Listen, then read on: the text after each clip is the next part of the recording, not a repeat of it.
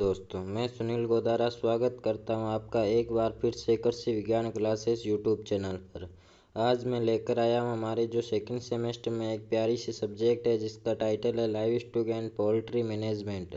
उसका पार्ट 4 जिसका टॉपिक रहने वाला है housing management and live stock and poultry. यानी जो लाइव स्टॉक और पोल्ट्री होती है उसमें जो हाउस बनाते हैं उसका कैसे मैनेजमेंट करें और उसमें कितनी दूरी और कैसे कौन सी विधि से लाइव हाउस बनाएं, ये सब हम आज की क्लास में जानने वाले हैं कि कौन से हाउस विधि उपयुक्त रहती है और आसान रहती है, अच्छी रहती है या कौन इसकी हानियाँ हैं, ये सब हम आज की क्लास में जानने वाले हैं। क्लास शुरू करने से पहले यदि आप इस चैनल पर नए हैं और आपने अभी तक चैनल को सब्सक्राइब नहीं किया है तो चैनल को सब्सक्राइब कर दें और बेल आइकन को प्रेस कर दें। चलिए तो आज की क्लास शुरू करते हैं। आज का टॉपिक है housing management of cattle and buffaloes, यानी गाय और भैंस के हाउस मैनेजमेंट के बारे में हम आज जानने वाले हैं। Selection of site for farm building, यानी सबसे पहले हम जो बिल्डिंग बनाते हैं उस फार्म के बारे में कि स्थान का चुनाव करेंगे, यानी कौन सी जगह पर हमें फार्म लगाना है। ये हम स्थान का सर्वप्रथम चयन करते हैं और स्थान के चयन करने में हम कौन कौन सी बातों का ध्यान रखना चाहिए और कौन कौन सी सावधानियां रखनी चाहिए हम अब पढ़ेंगे। उचित आवास जो अच्छे स्वास्थ्य और आराम और प्रतिकूल मौसम से सुरक्षा प्रदान करे, जिससे पशु अपनी आनुवंशिक क्षमता और आहार का सर्वोत्तम उपयोग कर सके। फार्म भवनों का निर्माण के लिए स्थल का चयन सबसे महत्वपूर्ण होता है। स्थल चुनने से पहले निम्नलिखित बिंदुओं पर विचार किया जाना चाहिए। अब हम वह बिंदु पढ़ेंगे जो हमें जब भी हम फार्म लगाते हैं उससे पहले हम स्थान का चयन करते हैं, तो इन जो हम बिंदु अब पढ़ने वाले हैं इनका विशेष तौर पर ध्यान रखना चाहिए, जिनमें सबसे पहले आता है मिट्टी यानी सॉइल। सॉइल में सबसे पहले हम सॉइल का देखेंगे कि सॉइल कैसी होनी चाहिए। मिट्टी मजबूत नींव के लिए उपयुक्त होनी चाहिए। दूसरा इसका जो है दलहनी, चिकनी मिट्टी, रेतीली और चट्टानी मिट्टी उपयुक्त नहीं होती है। और जो कौन सी मिट्टी उपयुक्त होती है, ये होती है दोमट और बजरी युक्त मिट्टी भवन निर्माण के लिए सबसे अच्छी होती है। इन्हें ध्यान रखना चाहिए कि हमें जब भी फार्म लगाएं तो वहाँ की मिट्टी दोमट और बजरी युक्त होनी चाहिए। दूसरा है भूमि की उपलब्धता अवेलेबिलिटी ऑफ लैंड, यानी सभी भवनों के निर्माण और भविष्य में फार्म के विस्तार के लिए पर्याप्त भूमि होनी चाहिए। 200 गायों के लिए कम से कम 2 से 3 एकड़ भूमि आवश्यक होती है और 2 गायों के लिए 1 एकड़ भूमि चारे उत्पादन हेतु आवश्यक होती है। यानी भूमि की आप फार्म तो लगा ले और वहाँ पे भूमि की उपलब्धता ही नहीं है तो वो फार्म सही नहीं रहता वहाँ पे और आगे भविष्य में उसका विस्तार भी नहीं कर पाते हैं। इसलिए 200 गायें अगर रखनी है तो कम से कम 2 से 3 एकड़ भूमि होनी ही चाहिए। तीसरा है ड्रेनेज सिस्टम यानी जल निकासी प्रणाली, यानी स्वस्थ पर्यावरण बनाए रखने और इमारत को सीलन से बचाने के लिए वर्षा और भूमिगत जल का उचित निकासी होना आवश्यक है। यानी जो वर्षा जल होता है और जो भूमिगत जल होता है उसको फार्म में इकट्ठा नहीं होने देना है, ऐसी भूमि का चयन करना है हमें। अगला आता है जल की उपलब्धता। यदि फार्म पर जल की उपलब्धता नहीं है तो आपको आगे बहुत समस्याएं भी हो सकती है। इसलिए सबसे पहले मिट्टी और ये जल की ये जो बिंदु हम पढ़ रहे हैं इनकी आवश्यकता होने जरूरी है। फार्म संचालन जैसे इसकी सफाई, चारा उत्पादन, दूध और उप उत्पादों की प्रोसेसिंग और पीने के लिए पर्याप्त मात्रा में पानी की आवश्यकता होती है। इसलिए निरंतर जल की आपूर्ति करने वाले जल स्रोत होना चाहिए। अगला है बिजली। बिजली फार्म स्थल पर बिजली उपलब्ध होनी चाहिए। यह फार्म में उपयोग होने वाले विभिन्न मशीनों के संचालन और पशुओं के लिए प्रकाश के स्रोत के रूप में आवश्यक होता है। अगला आता है कि हवा और सौर विकिरण से सुरक्षा, यानी protection from wind and solar radiation. यदि फार्म भवन खुले और ऊंचे क्षेत्र पर स्थित हो तो तेजी से बढ़ने वाले लंबे वृक्षों की बाड़ लगानी चाहिए। इससे हवा की गति और सौर विकिरण की तीव्रता को कम किया जा सकता है। यानी जो हवा आती है वो भी जो ऊंचे और खुले भवन होते हैं उनमें अच्छी हवा भी आनी चाहिए और जो सौर विकिरण है उसकी तीव्रता को भी कम करना चाहिए। अगला है protection from noise and other disturbance, यानी ध्वनि और अन्य व्यवधानों से सुरक्षा। फार्म स्थल की शोर करने वाले कारखानों, रासायनिक उद्योगों और सीवेज निस्तारण क्षेत्र से दूर रखा जाना चाहिए। यानी जो शोर वाला स्थल है वहाँ पे फार्म नहीं लगाना चाहिए। औद्योगिक कचरे के गैसीय या तरल रूप में रिसाव से आसपास के संसाधनों को प्रदूषित किया जा सकता है। शोर को पशु उत्पाद पर प्रतिकूल प्रभाव पड़ता है, इससे फार्म को शहर से दूर स्थापित करना चाहिए। यानी जो फार्म होता है वो शहर से ना ज़्यादा दूर होना चाहिए और ना ज़्यादा नज़दीक होना चाहिए। यदि दूर होगा तो आपको परिवहन की समस्याएं सामना करना पड़ सकता है, और नज़दीक होगा तो आपको एक तो भूमि की भी कमी होगी, और दूसरा वहाँ पे शोर और औद्योगिक जो कारखाने होते हैं उनसे भी पशु प्रभावित हो सकते हैं। अगला आता है अवेलेबिलिटी ऑफ मार्केट फैसिलिटी, यानी बाजार सुविधा की उपलब्धता। फार्म को शहर से दूर लेकिन पास रखना चाहिए ताकि वहाँ उत्पादित वस्तुओं को आसानी से विपणन किया जा सके। यानी आप जो फार्म होता है उससे जो उत्पाद उत्पन्न होते हैं उनको आप बाज़ार अगर नज़दीक है मार्केट तो वहाँ पे आप विक्रय कर सकते हैं। और अगला है परिवहन सुविधा, यानी ट्रांसपोर्ट फैसिलिटी, यानी फार्म भवनों तक अच्छी सड़कें होनी चाहिए और बाज़ार तक पहुँचने की सुविधा होनी चाहिए। अगला है इससे परिवहन लागत कम होगी और उत्पादों की बर्बादी से बचा जा सकता है।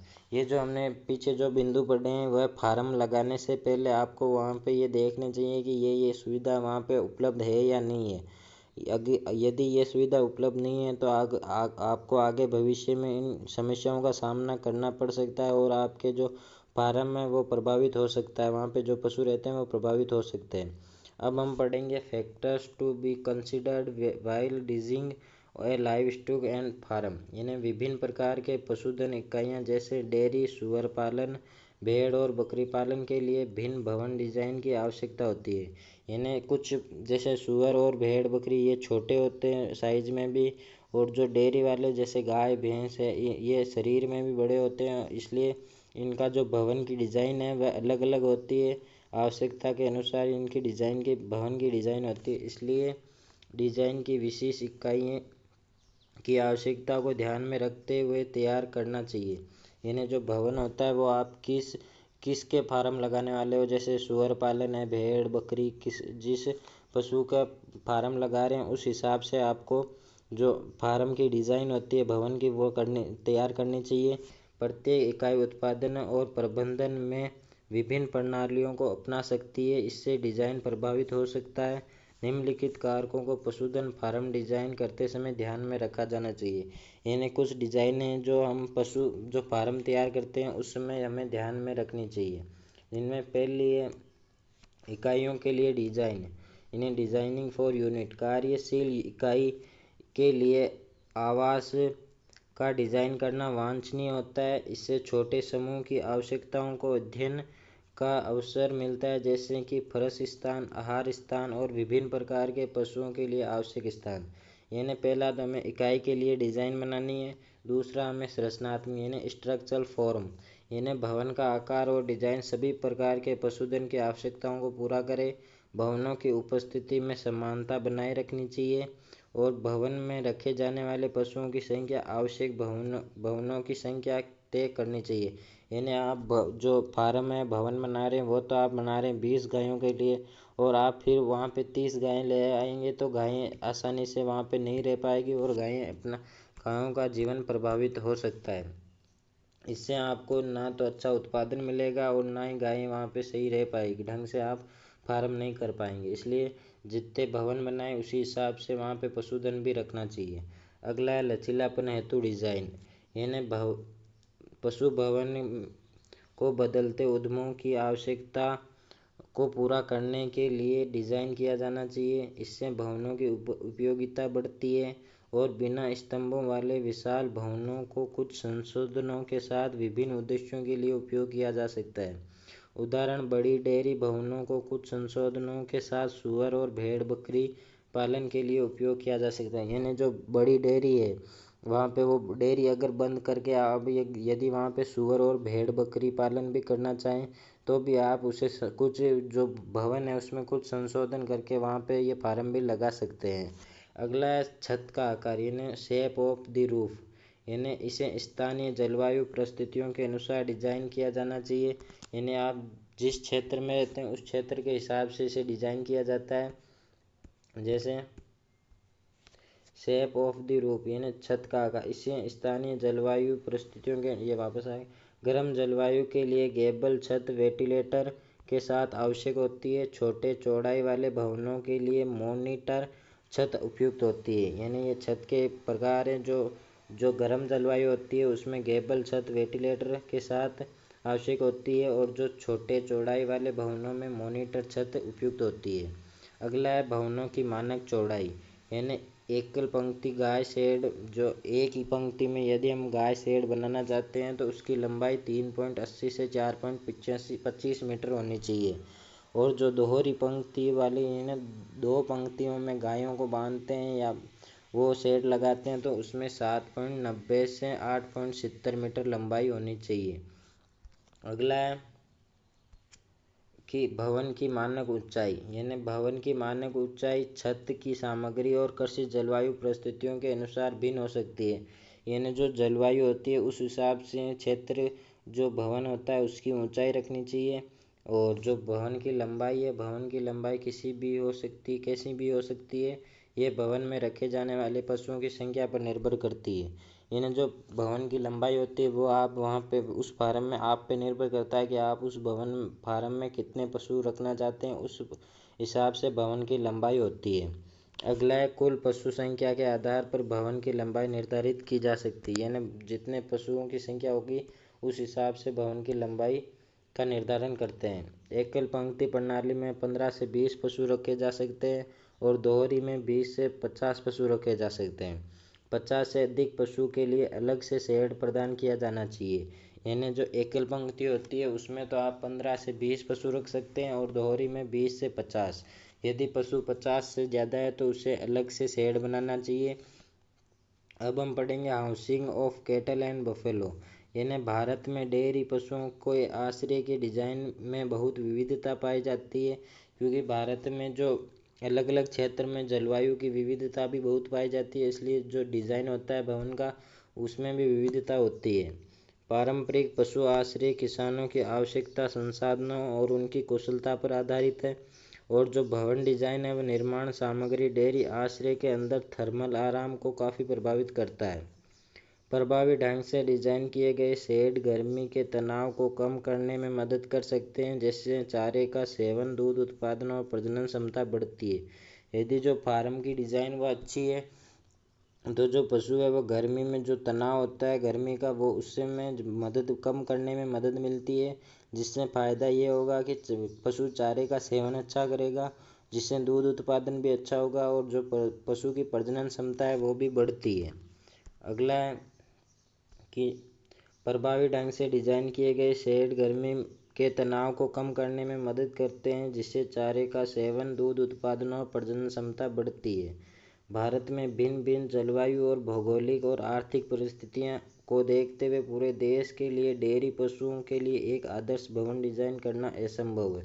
यानी भारत है उसकी जलवायु भी अलग अलग क्षेत्रों में अलग अलग है, और जो किसान या जो होते हैं जो फार्म लगाना चाहते हैं उनकी आर्थिक परिस्थितियों के आधार पर भी आप भवन की डिज़ाइन करते हैं। इसलिए एक आदर्श भवन डिज़ाइन करना असंभव है, और इसलिए व्यावहारिक रूप से डेयरी पशुओं के लिए दो प्रकार की आवास प्रणालियां प्रचलित है। पहली है लूज हाउसिंग, दूसरी है कन्वेंशनल बर्नर्स। यानी इसको हम एक एक करके पढ़ेंगे। पहला आता है ढीला आवास, यानी लूज हाउसिंग। ये एक ऐसी आवास प्रणाली है जिससे पशुओं को पूरे दिन और रात खुले बाड़े में रखा जाता है। यानी इसमें कोई भवन नहीं बनाया जाता है, इसमें एक बड़ा बाड़ा बना दिया जाता है जिसमें पशुओं को खुला छोड़ दिया जाता है। इस प्रणाली में आश्रय खुले बाड़े के एक तरफ प्रदान किया जाता है, जहां पशु अत्यधिक गर्मी, ठंड और वर्षा के दौरान विश्राम कर सकते हैं। एक सामान्य चारा प्रबंधक यानी मेजर और पानी की टंकी प्रदान की जाती है, तथा संकेंद्रित आहार केवल दूध दोहने के समय दिया जाता है, जो एक अलग दुग्धशाला या पार्लर में किया जाता है। यानी जो ये खुला बाड़ा होता है इसमें एक साइड में जो स्थान होता है वहाँ पे एक भवन छोटा भवन बना दिया जाता है। वहाँ पे यदि अत्यधिक गर्मी, ठंड और वर्षा होगी तो कुछ समय के लिए पशु वहाँ पे आश्रय ले सकते हैं। और जो वहाँ पे एक पानी की टंकी उस खुले बाड़े में प्रदान की जाती है, जिससे पशु अपनी इच्छा के अनुसार पानी पी सकता है। और एक मेंजर जो चारा प्रबंधक होता है वो भी वहाँ पे प्रदान किया जाता है। और जो पशु होते हैं उन्हें एक अलग दुग्धशाला बनाई जाती है, जहाँ पे उन्हें एक एक पशुओं को लाकर वहाँ पे दूध दोया जाता है। खुले बाड़े को आधी दीवार या उचित ऊंचाई की सादी तार से बाड़ बनाई जाती है, यानी चारों तरफ सादी तार की बाड़ बना सकते हैं। और इसके जो लाभ हैं वह निर्माण की लागत कम होती है, यानी ये कम लागत में पशुधन हम फार्म तैयार कर सकते हैं। भविष्य में विस्तार की संभावना अधिक रहती है। पशु स्वतंत्र रूप से घूम सकते हैं, जिससे उन्हें पर्याप्त व्यायाम मिलता है और पशु स्वच्छ रह सकते हैं। और सामान्य रूप से भोजन और पानी की व्यवस्था संभव होती है। स्वच्छ दूध उत्पादन संभव है, क्योंकि दूध दोहने की प्रक्रिया अलग दुग्धशाला में होती है। गायों में गर्मी यानी जो हीट होती है उसका पता लगाना आसान रहता है। और मानक से 10 से 15% अधिक पशुओं को थोड़े समय के लिए रखा जा सकता है, यानी वहाँ पे अल्पकाल के लिए, यदि जैसे वहाँ पे जगह तो बहुत कम है, कम पशुओं की है, और वहाँ पे 10-15% जो 10-15 पशु अधिक भी वहाँ पे थोड़े दिनों के लिए मैनेज कर सकते हैं। और जो हीट होती है उसका भी पता आसानी से लगाया जा सकता है। अगला है इसकी हानियों में यह हिमालयी क्षेत्र और भारी वर्षा वाले क्षेत्रों के लिए उपयुक्त नहीं है। इस प्रणाली में अधिक फर्श स्थान की आवश्यकता होती है। चारा खाने के लिए पशुओं में प्रतिस्पर्धा हो सकती है और प्रत्येक पशु पर व्यक्तिगत ध्यान नहीं दिया जा सकता है। इन्हें जो पशु होते हैं वो खुले बाड़े में होते हैं, इसलिए एक पशु पर विशेष व्यक्तिगत रूप से ध्यान देना कठिन होता है और दूध निकालने के लिए अलग दुग्धशाला की आवश्यकता होती है। अब हम दूसरा इसका जो प्रकार था वो पढ़ेंगे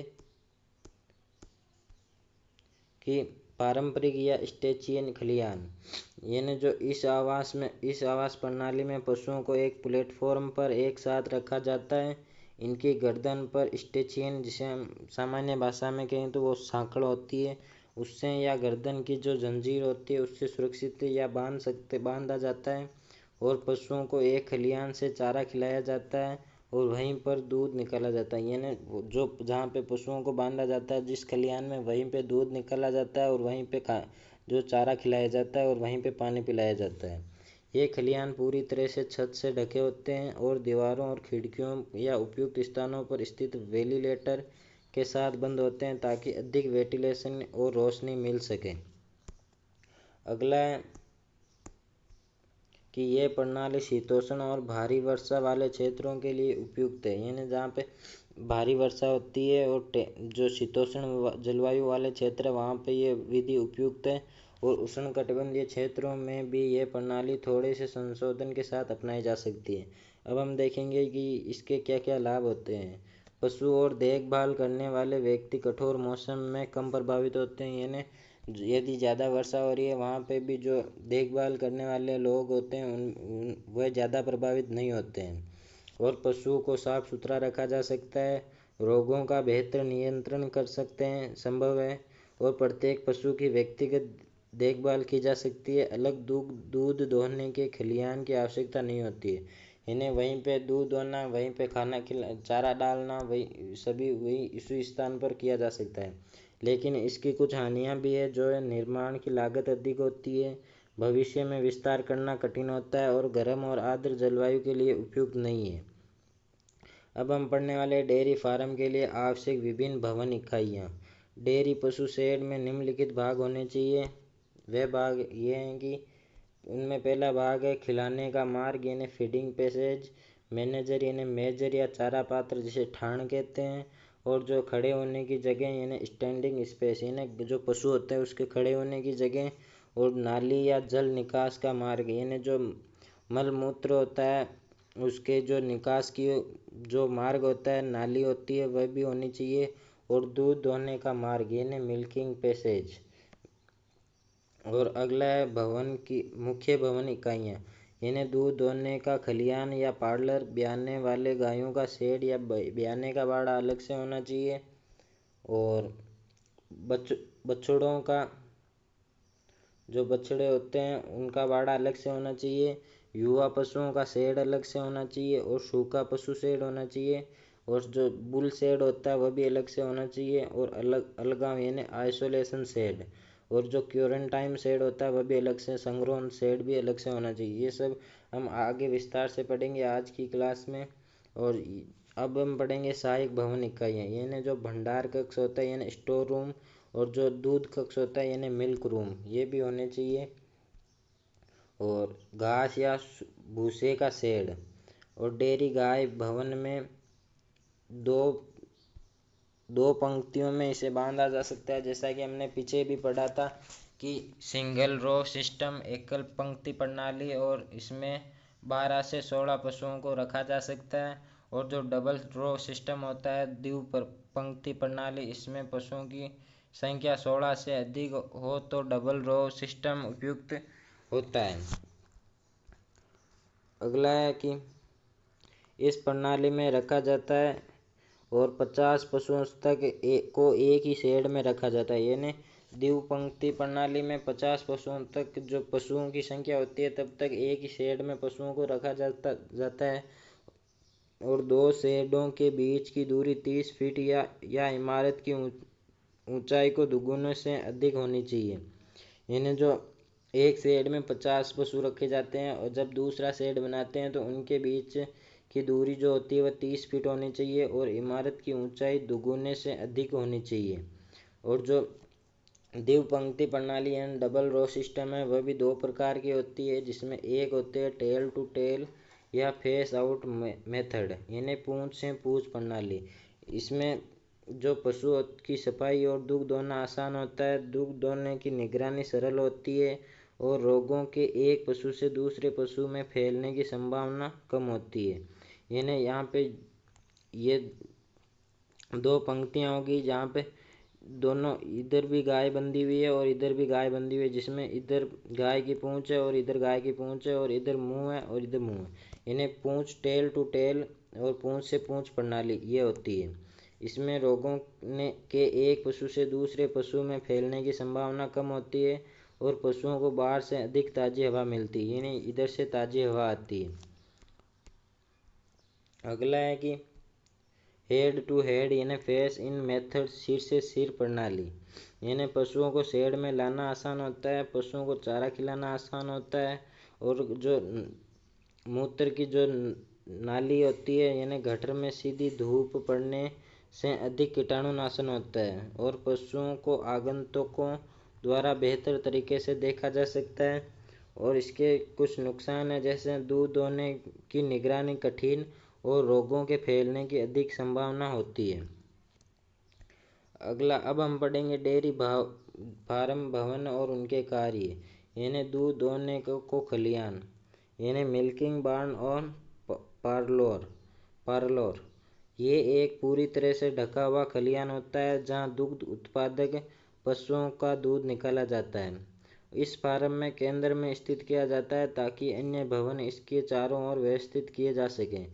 यानी जो दूध दोहने का खलियान होता है वह फार्म के केंद्र में स्थित किया जाता है ताकि जो अन्य भवन है वे चारों ओर व्यवस्थित किए जा सके। और इसमें पशुओं को खड़ा करने के लिए अलग से अलग स्थान होते हैं और इनकी संख्या फार्म के कुल दूध देने वाले पशुओं का 25% होनी चाहिए। यानी जो दूध देने वाले पशु तो जैसे 100 है उनमें 25, ये जो खड़ा करने की जो अलग अलग स्थान होते हैं वे 25 होने चाहिए ताकि 25 पशुओं का एक साथ दूध निकाला जा सके। दूध दोहने की प्रक्रिया अलग अलग बेचों में की जानी चाहिए। इन्हें 25 जो गाय होते हैं उनका दूध एक साथ निकाल लिया और 25 फिर ऐसे अलग अलग बेचों में दूध दोहना चाहिए। अगला है मिल्किंग बार्न के मानक आयाम, यानी कुछ ये माप है लंबाई या चौड़ाई के, जैसे पशु के खड़े होने की जगह की लंबाई 1.5 से 1.7 मीटर होनी चाहिए और जो खड़े होने की जगह की चौड़ाई है 1.05 से 1.02 मीटर होनी चाहिए और जो केंद्रीय मार्ग की चौड़ाई है 1.5 से 1.8 मीटर होनी चाहिए और जो चारा गली की चौड़ाई है वो 0.75 मीटर होनी चाहिए। और जो गटर की चौड़ाई होती है वह 0.30 मीटर होनी चाहिए। और जो ओवर हैग यानी जो छज्जा होता है उसकी लंबाई या चौड़ाई 0.75 मीटर होनी चाहिए। अब हम पढ़ेंगे ब्याने वाले गायों का शेड यानी ब्याने का बाड़ा। गर्भवती पशुओं को ब्याने से 2 से 3 सप्ताह पहले यहाँ स्थानांतरित किया जाता है। इसका आकार है जो 3 से 4 मीटर होना चाहिए। इन्हें जो लंबाई है वह 3 मीटर और जो चौड़ाई है वो 4 मीटर होनी चाहिए। और ये किसान के निवास के पास होना चाहिए ताकि निगरानी करना आसान हो।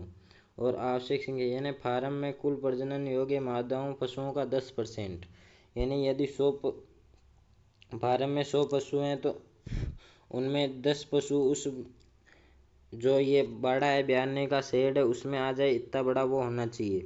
ताकि जो जैसे कुछ गर्भवती गायें होती है उन्हें 2 से 3 सप्ताह पहले वहाँ पे स्थानांतरित कर देना चाहिए, जिससे वह आसानी से पता चल जाए कि ये कब ब्याने वाली है और उसकी जो प्रसव की क्रिया है वो आसानी से हो सके।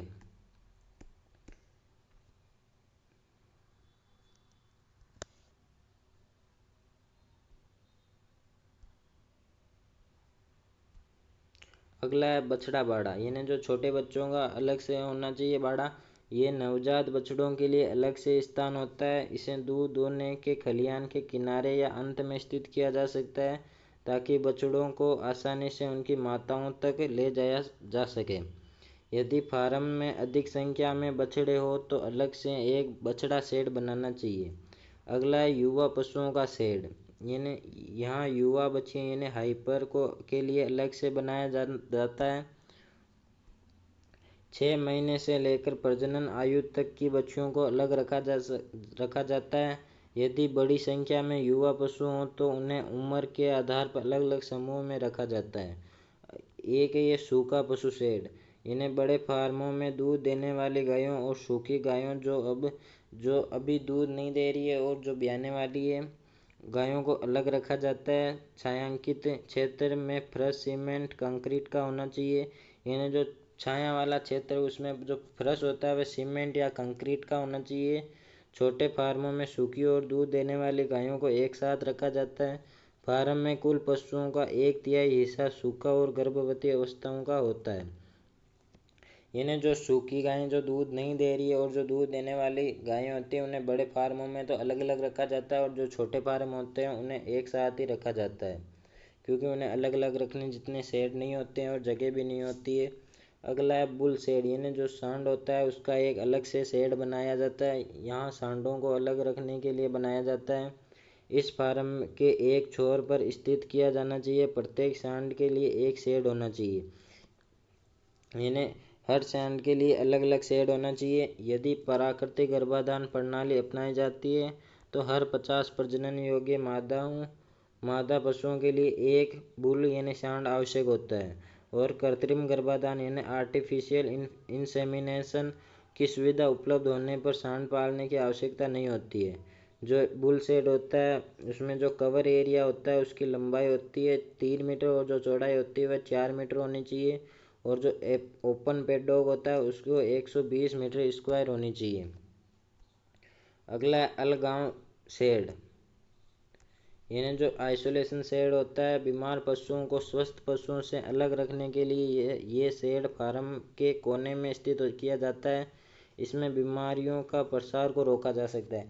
यानी जो आइसोलेशन शेड होता है उसमें जो पशु होते हैं जो बीमार पशु होते हैं जिससे दूसरे पशुओं को वो बीमारी ना फैले, इसलिए उन्हें अलग शेड बनाकर अलग से रखा जाता है। अगला आता है क्वारंटाइन शेड, यानी संगरोध। ये फार्म के प्रवेश द्वार पर स्थित होना चाहिए।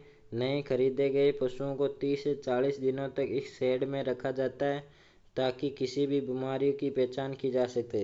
यानी हम जब नया पशु खरीद कर लाते हैं तो हमें पता नहीं चलता है कि इसमें कोई बीमारी है या नहीं है। और यदि हम ऐसे उसमें कुछ बीमारी और हमें पता नहीं हो और उसे हम सामान्य पशुओं के साथ रखने लगें तो वह बीमारी बड़े रूप में हमें फार्म पर काफ़ी नुकसान पहुंचा सकती है।